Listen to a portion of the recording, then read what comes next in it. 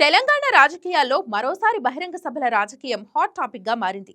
కాంగ్రెస్ పార్టీపై బహిరంగ సభల ద్వారా దూకుడుగా వెళ్లాలని బీఆర్ఎస్ అధినేత కేసీఆర్ ప్రకటించి ఇప్పటికే 2 వారాలు పూర్తయ్యాయి. అయితే ఆ ప్రకటనకు తగ్గట్టుగా ఇప్పటి వరకు ఒక్క బహిరంగ సభ కూడా ఖరారు కాలేదు. తేదీలు లేవు, వేదికలు లేవు, కార్యాచరణ స్పష్టంగా లేదు. ఇక ఇదే సమయంలో కాంగ్రెస్ పార్టీ మాత్రం పూర్తి భిన్నంగా ముందుకు సాగుతోంది. వ్యూహాత్మకంగా వేగంగా అడుగులు వేస్తూ బహిరంగ సభల తేదీలను ఇప్పటికే ఖరారు చేసింది. వచ్చే నెల 3వ తేదీన పాలమూరు నుంచే కాంగ్రెస్ బహిరంగ సభలకు శ్రీకారం చుట్టాలని నిర్ణయించింది. ఆ తర్వాత 9 ఉమ్మడి జిల్లాల్లో భారీ బహిరంగ సభలు నిర్వహించేందుకు ప్లాన్ సిద్ధం చేసింది. మరి ఇప్పుడు బీఆర్ఎస్ యాక్షన్ ప్లాన్ ఏంటి?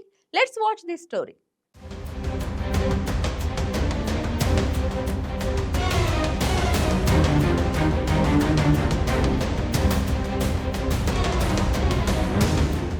తెలంగాణ రాజకీయాల్లో బహిరంగ సభల చుట్టూ మళ్లీ వేడి మొదలైంది.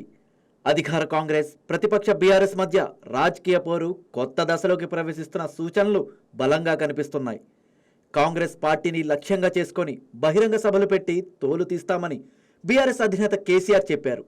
కానీ ఆ ప్రకటనకు అనుగుణంగా ఇప్పటి వరకు బీఆర్ఎస్ నుంచి స్పష్టమైన కార్యాచరణ బయటకు రాలేదు. బహిరంగ సభలు ఎప్పుడు, ఎక్కడ, ఎన్ని అనే అంశాలపై ఇప్పటికీ క్లారిటీ రాలేదు.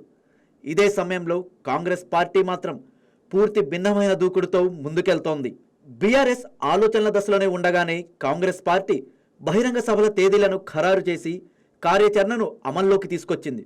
వచ్చే నెల 3వ తేదీన పాలమూరు నుంచే బహిరంగ సభలను ప్రారంభించాలని నిర్ణయించింది. ఆ తర్వాత 9 ఉమ్మడి జిల్లాల్లో భారీ సభలు నిర్వహించేందుకు పూర్తి స్థాయి ప్రణాళిక సిద్ధం చేసింది.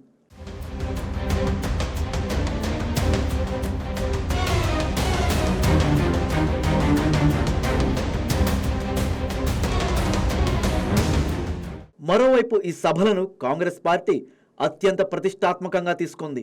ముఖ్యంగా ములుగు జిల్లాలో జరిగే బహిరంగ సభకు కాంగ్రెస్ అగ్రనేత సోనియా గాంధీని ఆహ్వానించాలని పార్టీ నిర్ణయించింది.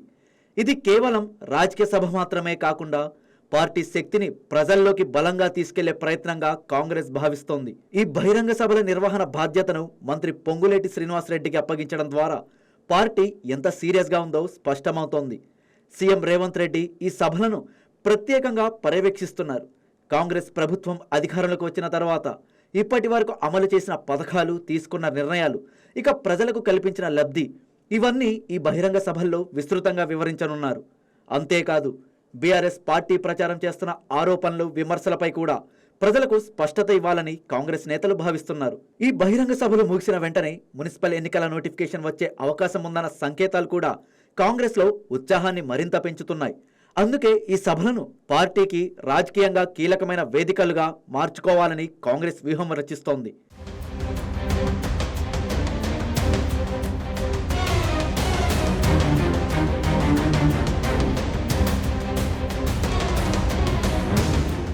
మరోవైపు బీఆర్ఎస్ పార్టీ పరిస్థితి మాత్రం పూర్తి భిన్నంగా కనిపిస్తోంది.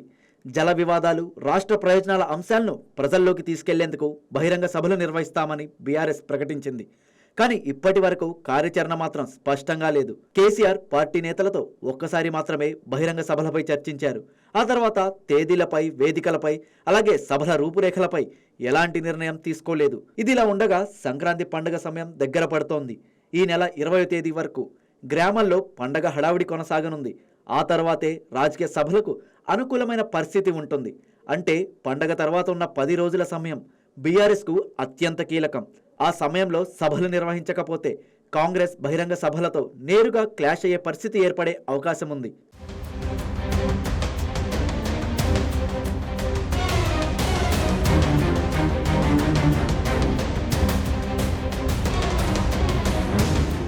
ప్రస్తుత రాజకీయ పరిస్థితిని పరిశీలిస్తే ముందుగా కాంగ్రెస్ పార్టీ తన బహిరంగ సభల్ని పూర్తి చేసే అవకాశం ఎక్కువగా కనిపిస్తోంది. ఇప్పటికే తేదీలు ఖరారు కావడం, నాయకత్వం స్పష్టంగా ఉండడం, కార్యాచరణతో ముందుకు సాగడం, ఇవన్నీ కాంగ్రెస్కు అనుకూలంగా మారాయి. మరోవైపు బీఆర్ఎస్ మాత్రం ఇంకా నిర్ణయాల దశలోనే ఉండడం వల్ల పార్టీ వ్యూహంపై సందేహాలు వ్యక్తమవుతున్నాయి. మొత్తానికి తెలంగాణ రాజకీయాల్లో బహిరంగ సభల పోరు మరింత ఉత్కంఠభరితంగా మారుతోంది. ఎవరు ముందుగా ప్రజల మధ్యకు వెళ్తారు, ఎవరు సందేశం ప్రజలను ఎక్కువగా ప్రభావితం చేస్తుంది అన్నది రాబోయే రోజుల్లో తేలనుంది.